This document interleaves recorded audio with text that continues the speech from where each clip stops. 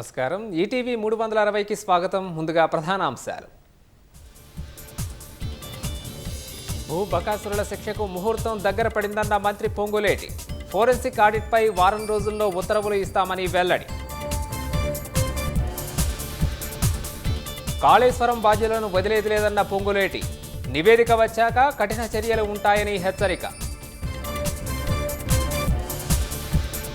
కాళేశ్వరం అంశాలపై సమగ్ర సమాచారం సిద్ధం చేస్తున్న బీఆర్ఎస్. విచారణ కోసం పూర్తి స్థాయిలో కేసీఆర్ అధ్యయనం. తెలంగాణలో పోలవరం ప్రభావంపై కేంద్ర జల సంఘం అధ్యయనం. 6 ప్రవాహాల వరద తీవ్రతను పరిశీలించనున్న project authority.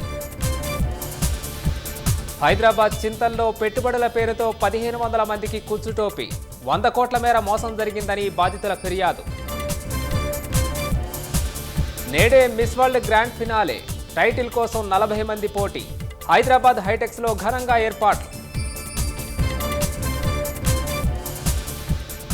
Gaddar film award విజేతలకు భారీగా నగదు ప్రోత్సాహకాలు. ఉత్తమ చిత్రాలకు 10 లక్షల రూపాయలు ప్రకటన. మళ్లీ పాత పాట పాడిన అమెరికా అధ్యక్షుడు. భారత్ పాక్ యుద్ధాన్ని తానే ఆపినట్లు పునరుద్ఘాటన.